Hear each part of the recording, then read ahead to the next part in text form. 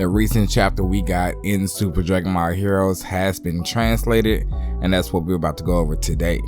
Now, as you may remember, the previous chapter ended off with Vegeta confronting Majin Buu.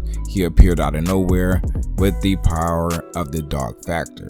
Vegeta told Turles to stand back because he needs to pay this guy back for all the pain and suffering he did earlier in his life.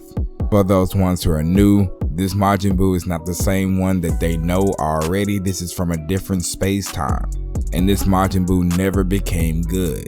So we're about to get into this video. Me and my girl are going to be tag teaming this video, so make sure to drop a like, subscribe if you're brand new, because we talk about all things that's Dragon Ball, from Super to Super Dragon Ball Heroes and on. So the fight starts off just like it did many years ago, with Vegeta seeming to have the upper hand, pretty much thrashing Majin Buu all around.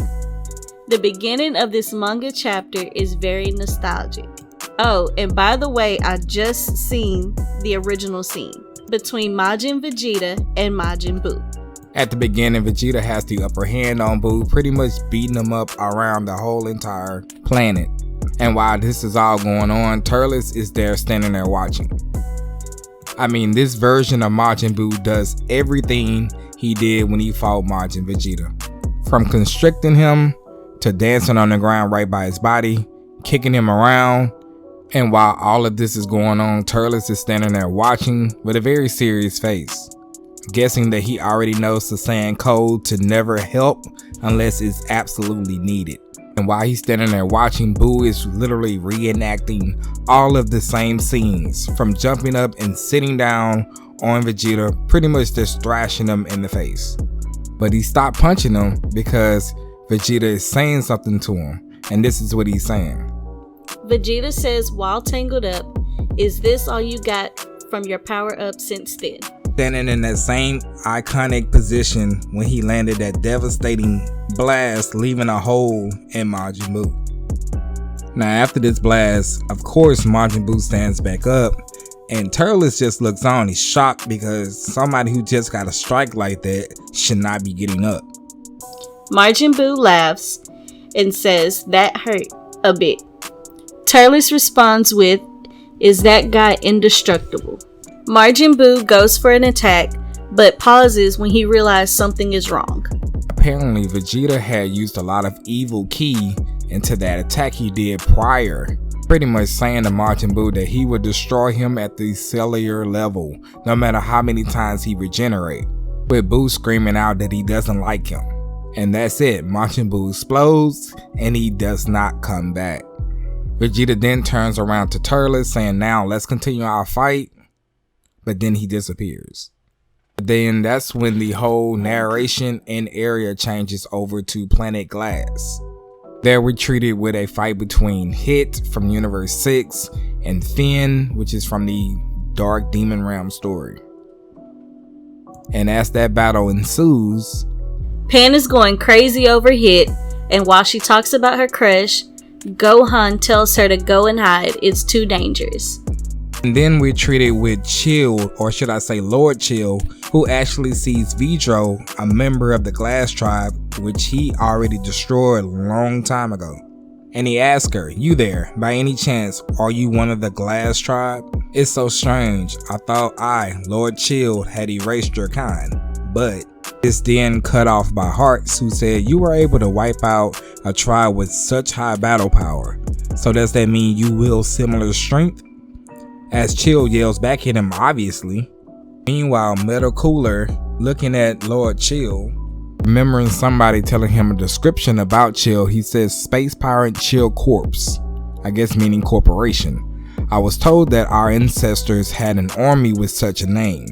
Interesting. I want to see the extent of his power."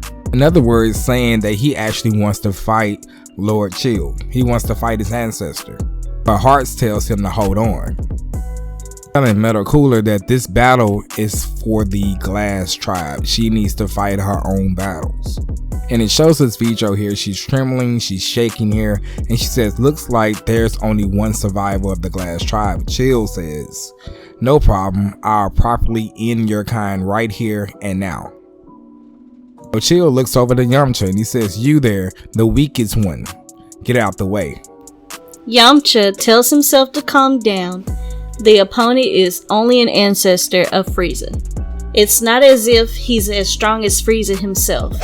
I have a fair amount of strength among Earthlings. I can do it.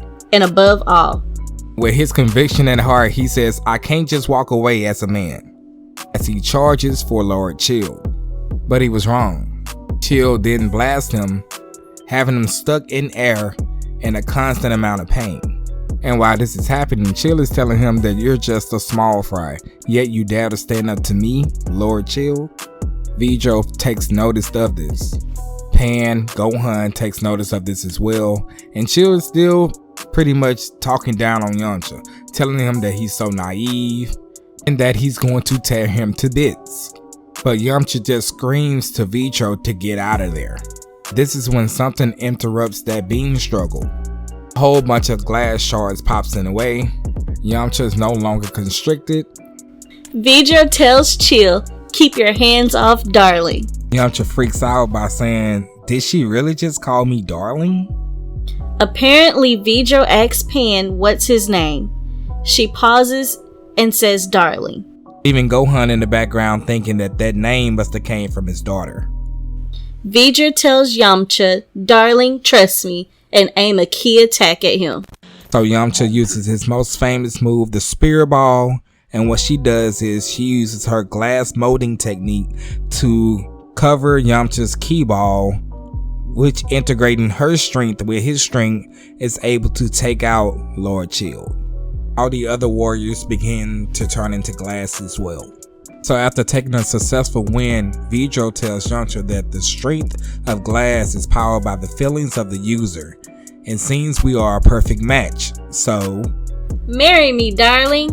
Which Yamcha is just surprised, shocked, and scared, asking, "Did she really just say marry?" So she tells Yamcha, "It's a great idea, isn't it, darling?" Which Yamcha can't even speak. He just saying he don't even know what to say. Meanwhile, the narration and scene then switches back to Vegeta. He has appeared in this unknown place. Coming out of his transformation, he says, "What? I teleported here?" Looking over, he sees Ios and she's pretty banged up. But then he looks up and he sees the Dark King Domingra. But somebody else calls his name. It's the Lady Supreme Kai of Time, and she says Goku's pretty banged up too. "That's why I called you here. Please use this to defeat Domingra," which she is holding a Batara earring. And that's where this story pretty much ends. The next chapter comes out on June the 2nd, so make sure to be ready. Make sure to leave a like on this video. Likes go a long way on this channel. Make sure to subscribe and turn on those post notifications. That way you can be reminded every time I upload a new video.